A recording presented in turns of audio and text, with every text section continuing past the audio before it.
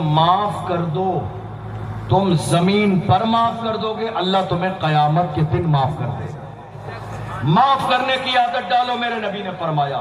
اور معلوم ہے جو تمہارے در پہ آ گیا، تمہارے دروازے پر آ جانا ہی معافی ہے۔ ہمارے یہاں کیا ہوتا ہے، شادی میں بھی لوگ 4 دن پورے خاندان کو اکٹھا کر کے لاتے ہیں، پھر بھی لوگ انہیں دروازے سے باہر نکال دیتے ہیں۔ نہیں میرے عزیزوں، کوئی شخص ناراض تمہارے دروازے پر آ کر بیٹھ گیا، گویا کہ وہ اپنی غلطی مان چکا ہے۔ اب ایک خاندانی آدمی کی پہچان یہ ہے کہ وہ بات کا ذکر بھی نہ کرے، بلکہ فوراً اٹھ کے اس کے بلاوے پر چلا جائے۔ آپ کو معلوم ہے اللہ کے رسول نے ہمیں یہ مزاج دیا، اور صرف میرے نبی کی سیرت میں یہ ہے نہیں، بلکہ پریکٹیکل اللہ کے رسول نے ہمیں یہ عمل کر کے دکھایا ہے۔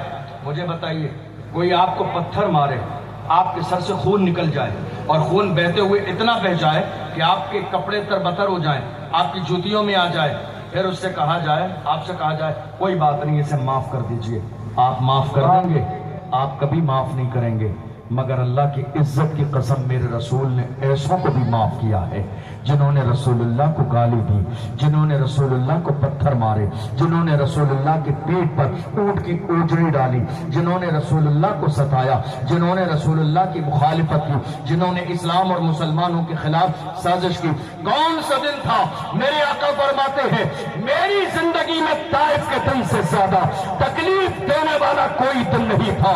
جس دن کا حال یہ تھا، لوگوں نے چھوٹے چھوٹے بچے، جس انداز میں ہمارے یہاں جب کوئی مجنون اور پاگل آتا ہے اس کے پیچھے ہم بچے لگا دیتے ہیں، معاذ اللہ، کروڑ بار معاذ اللہ، دشمنوں نے یہی انداز میرے نبی کے ساتھ اختیار کیا تھا۔ طائف کی سرزمین پر حضور آگے آگے چلتے تھے، دشمنوں کے چھوٹے چھوٹے بچے رسول اللہ کے پیچھے پیچھے چلتے تھے۔ کوئی پاگل کہتا تھا، کوئی مجنون کہتا تھا، کوئی جادوگر کہتا تھا، کوئی ساحر کہتا تھا، پتھر مارے جاتے تھے۔ یہ شان مصطفیٰ جان رحمت کی ہے۔ کون پیغمبر جس کی شان یہ ہے وہ چلے تو زمانے کا نظام چلے؟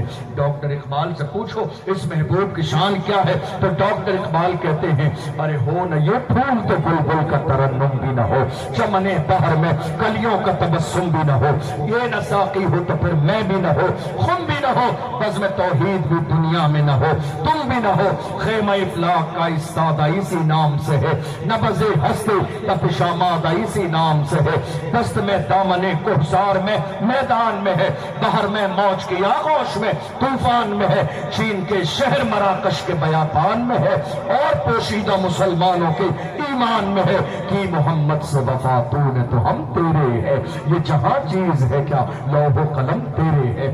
رسول اللہ کو پتھر مارے گئے، لیکن ایک دور میرے نبی کی زندگی میں وہ بھی آیا جسے فتح مکہ کہا جاتا ہے۔